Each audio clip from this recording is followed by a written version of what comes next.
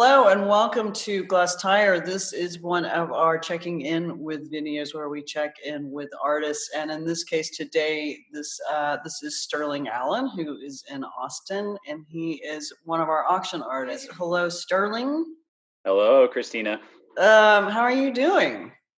I'm doing pretty well, all things considered. I feel pretty lucky, actually. I'm counting my blessings that I have some stability and the weather's been good and my studio's in the backyard and things like that. So I'm not really using it very much, but at least it's here.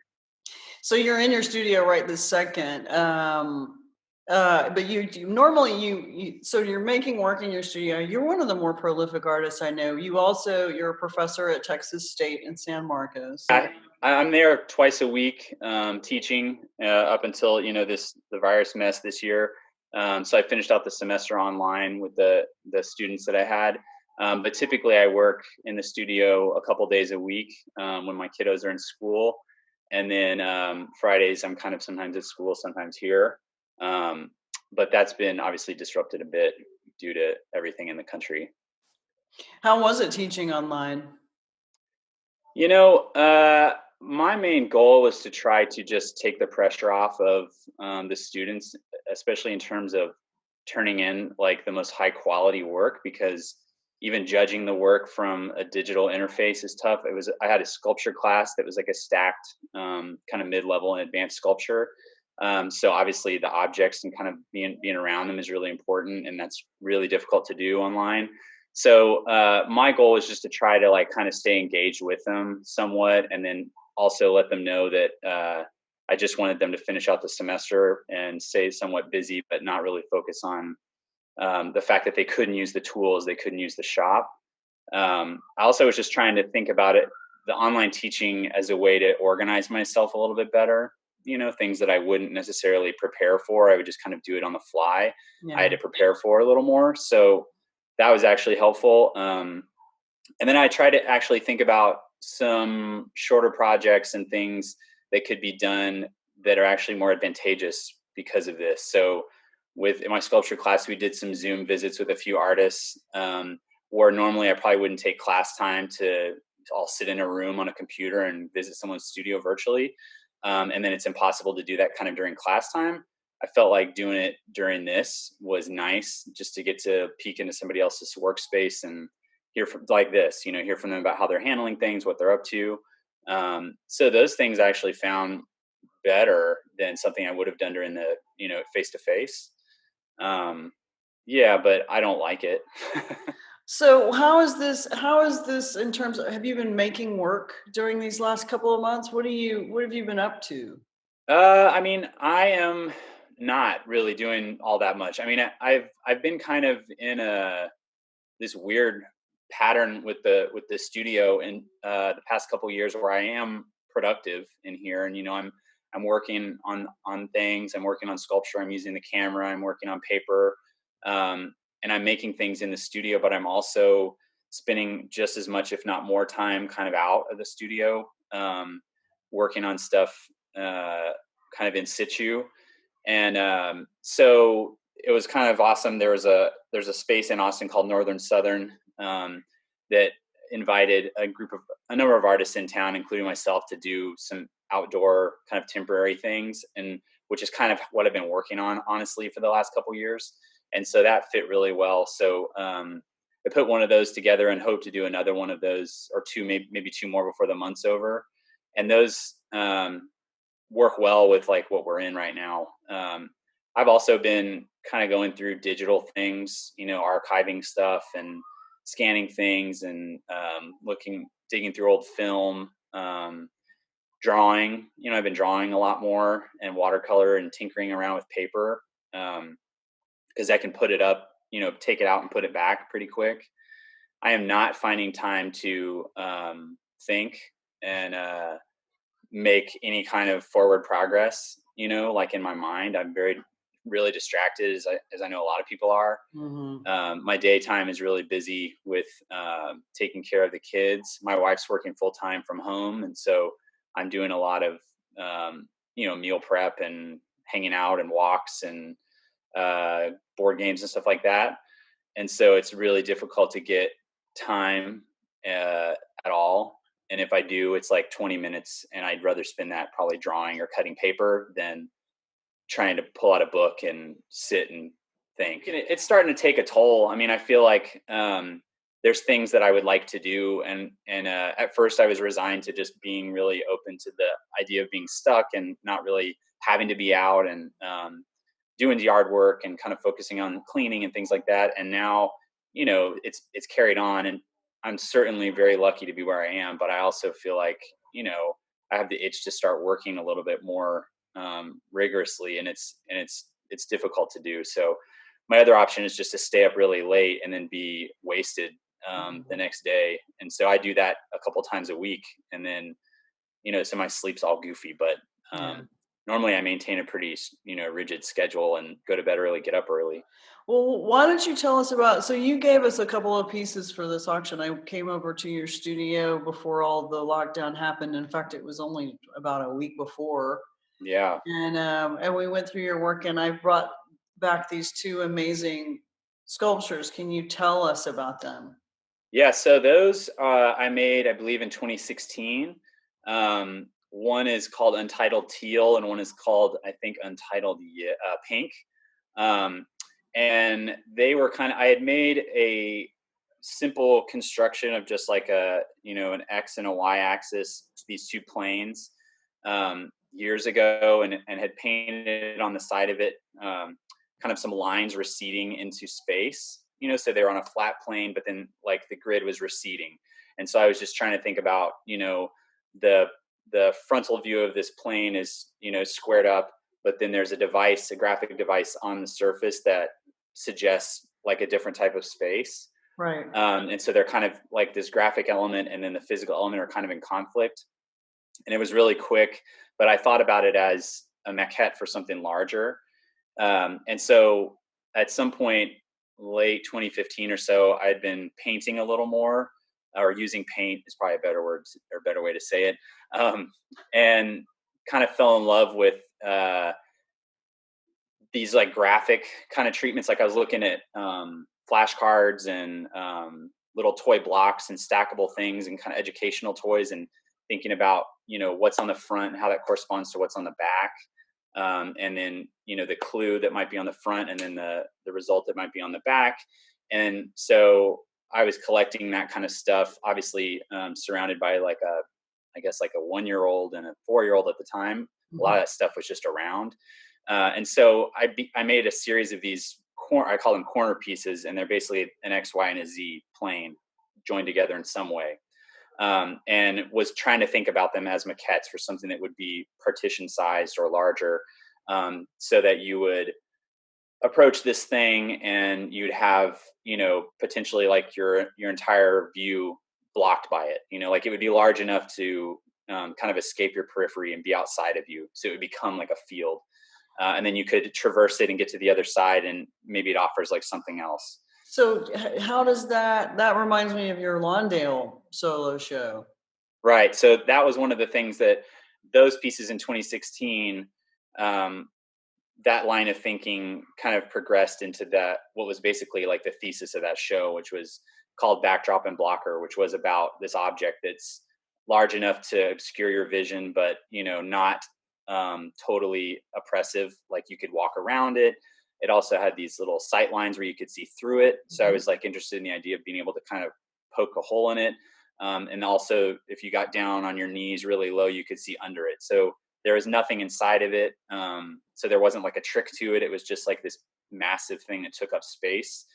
And so, yeah, it acted as a backdrop for bodies or some of the objects in the exhibition, but it also acted as like a concealing device. You couldn't see across the space except through these sight lines that I was really particular about placing.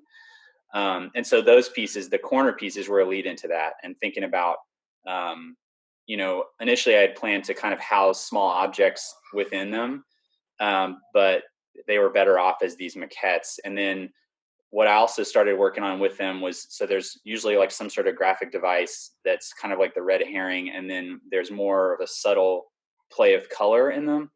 So there's like the way that light actually hits a monochromatic object and how color breaks at edges. That's in there inherently if I painted it one flat tone. But I also painted in some really subtle tones to kind of toy with that a bit. So either there's fake shadows and there's real shadows, or there's kind of this ambient light source that's, by my doing, and then there's also maybe that's multiplied by the actual ambient light source. So there's like this nerdy kind of photo light stuff going on with them as well. They seem really kind of silly and toy, play like, but then there's some subtle things going on with light that I was interested in. No, I mean, do you normally play with illusion like that? I think about you as being one of the more like 3D minded artists I've ever known. Like even your drawings are essentially drawings of things in space. There's not a whole Uh-huh. lot of there's not a lot of flatness to your work. You're extremely space focused. Yeah, I mean, I think it's kind of a preoccupation with flatness and like the limits of it, and kind of also not just the limits of it, but like the opportunities with flatness or the illusion of flatness.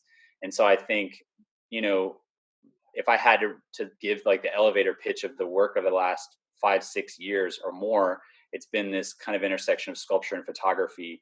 And my background from undergrad and like my life before graduate school was really a lot of photography. I worked in labs and things and was kind of image obsessed, took a lot of pictures. And then since there was a certain point where the work shifted to be more sculptural, but I don't think I ever had a traditional sculpture training.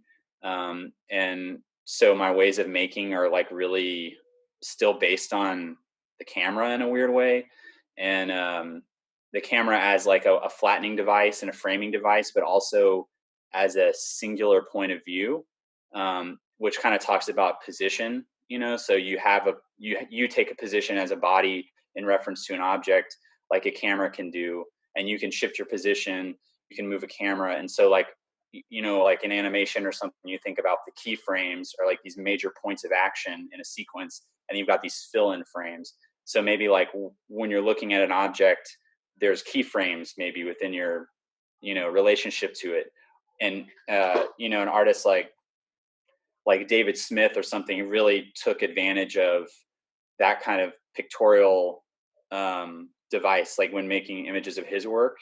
And so somebody that I was not necessarily that interested in before really learning about him, but that his kind of preoccupation with photography became really important. And so I've been thinking about what's an optimal way to photograph an object. How many images does it take to represent one? All Mm. of which totally fail because you need to be with them, so yeah, the flatness thing and the space, like I'm obsessed with both of them kind of at the same time.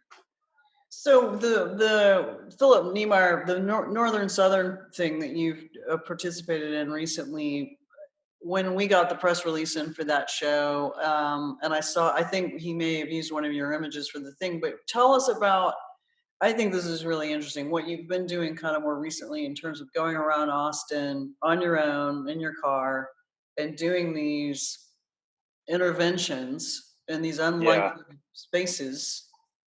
Yeah, I mean, I guess it goes back actually again, like probably 5 6 7 years, probably 7 years, to really thinking about the context for the objects that were in my studio. And what does it look like when you happen upon a thing in the world and it's a surprise because it's out of place, and maybe its color calls out, or maybe its form calls out.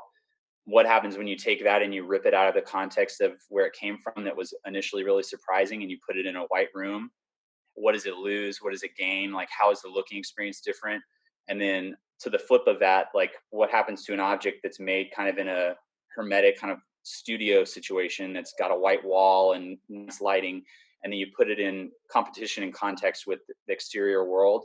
So you're not like, um, you're not like preventing it from interacting with the background and with other objects, and there's competition. If you pull an object out of your studio and put it in a well lit place, it doesn't have that sort of competition. There's a different relationship to the room, Mhm. this like church thing. But when you put it out in space, it's a little bit different. So I was testing my own kind of ideas about that. What does it mean to pull an object back into my studio and decontextualize it. What does it mean to take something out of my studio and contextualize it in a different space? And so with these installations, the idea was to fill my car with some raw material, some finished sculpture, my camera, and then try to find a site that for me felt like it was neutral in a sense. Like it definitely not, they're not politically neutral, they're not socially neutral, but in terms of visually, like they don't offer, there's more or less the same amount of distraction you'd have at a white cube, which does Right. have air conditioning, it does have light switches, it has sometimes gaudy floors, things like that. The lighting situation can be, obscene. So what does it look like to go behind a building that's been painted, rolled white, in a parking lot surface that's more or less clear of debris, and try to think about how to install an exhibition, taking the cues from the space the same way you would as an artist in a museum or a white cube. And so what I found, the idea originally was just to go out with those things and place them and make an installation, document it. And then I started finding things on the site and was making work on the fly. And oftentimes it would be with the raw material, but sometimes it was things that were just floating by or that stuck out for some reason. And so I would make things there, and then I would document them. I would measure them. I would, write things down. And then sometimes the objects that I found on site would come home. And then when I went out a month later, they would go back out into a new location. And so what I was trying to think about is be really sensitive to the way that they were born in that first installation, and bringing that DNA into the second installation, potentially the third, fourth, so that if I found something and wanted to put it in a corner, hang it in a tree, in my mind, it needs to always be in a corner, or it needs to be up high or hanging from a tree if I can find it. So I'm Right. trying to work with the space as in a collaborative way, and really, it's like a very intense experience being out like that for a few hours, because oftentimes it's private property, and I don't really face any real risk, I don't think. But I'm like turned everything off, and I'm hyper focused on what I'm doing in a way that doesn't happen in the studio, but I think probably happens for a lot of artists in the studio. For me, it's like I'm in this weird zone, and I'm making decisions quickly that are informed by like function and speed and the desire to fit things together, stack things up, make gravity work. And so my decisions are really exciting when I'm out there. I read that Robert Irwin book a number of years ago, and there's the way that he talked about trying to bring objects into a room and then having to prep the space before he could even bring his work in, because he couldn't handle like, little bits of problems in a white, he needed to be absolutely vacuous. That kind of attention to detail and kind of sensitivity and like giving yourself over to just being like so focused on every little tidbit Mm. is so interesting, I think, in a parking lot full of junk and weeds and like glass and like the lights changing and there's cars driving by and the wind's knocking my shit over, and just trying to stay that aware for a certain amount of time. And then I'm like completely wiped out, after 3 or 4 hours, and I've shot the whole thing and put it all back in my car and trying to race to pick my kids up or something. Mm. And my mind's, it's like I've had 100 cups of coffee. So it's been really interesting. And so the Northern Southern show was an opportunity to do, a small one of those and leave it up for a week. It fit right in with kind of how I've been thinking a little bit. What are you doing to de-stress? What are you doing to just Yeah, I mean, I was like playing soccer a lot before all this, and that got shut down, and that has been really great just to kind of have a different thing, that's not has nothing to do with art, and it's um, sort of can be violent and loud, and not what is in the studio. can you Um, replace that with anything? Like, can you just go I mean, I'm outside running, and house? I've also been spending a lot of time outside, lots of weeding and walking and Yeah. digging around. We have like a substandard garden. Um, but it's been fun to do stuff like that. But like, I think that part of the problem with all this mess is that it's hard to focus on any of even that stuff. So there's things around the house that I could and should be doing that I'm having a hard time sticking with. I should be repainting my house or, doing something like that. And I'm not able to really stay with it. And part of that's the kids make that difficult, but um, I don't know. I'm just trying to slow down quite a bit. And the drawing has helped. Organizing has helped. Um, and then I'm tinkering in the studio, like I'm making things. It's just not at the pace and the kind of speed at which I normally work. You don't feel bad about that, do you? I mean, you realize that so many people are saying what you're saying exactly right now, which is I should be doing this and this and this and this, and it's not happening because this headspace is incredibly weird because none of this has ever happened to any of us before. You don't Yeah. you don't feel bad about No, I don't. I okay. don't. I'm trying just to roll with it. And I mean, the thing I feel bad about is wishing that there was something else I could be doing that would be useful. Like Mhm. I have some friends that are just doing, like heroic shit in other cities. And partly it's because of where they are, what their skill sets are, but I can't, it's hard for me to think about how I can participate like that. Um, so I feel bad that it's kind of limited to just taking care of my family and myself and staying out of the way and not going out and making people sick. But yeah, I'm okay with it. I actually feel like it's not a bad thing. And one of the things that when I was talking with Daniel Rios Rodriguez, one of the things he mentioned was I think a student asked him if his work was going to change because of this, and he just talked about how it's such an opportunity, just to not only rethink your work, but rethink your politics, your family, your social kind of situation, your work, your civic engagement, like all these things. And if this didn't change that, it's a completely missed opportunity. And and and so we should be able to try to change some of that. That's what I was going to ask you. That was really going to be my sort of my last question for you is do you think that this pandemic is going to change your work, and if so, do you have any sense yet of how that could happen or Yeah, I mean, I feel like my career as a young artist started out very differently than the one I'm in now. And I've been on kind of a gradual path in one direction, which is somewhat away from saleable objects and uh, that, and more into a territory that's harder to wrap my head around and package. And I think that this just confirms some of those desires for me. And uh, yeah, I think it'll change. I mean, I also have this, and I've talked with some people about this. We're going to have that intense desire to be around objects again. That's for sure. But I also think that you know the art fair stuff and things like that was just so gross, and I'm not necessarily above that in any way, but it's also seems so unnecessary. And um, I that's why I've enjoyed this northern southern thing, and going to see something where the stakes are in some ways really low commercially, but super high in terms of experience. Mhm. um, so that seems like if we can do more of that and less of that, it might be kind of nice. Hard too, because I started out saying I feel super lucky. Like I have a job, and I don't have to sell my work, and I don't sell my work really, and so I don't. That's not part of the equation that I wake up with every day.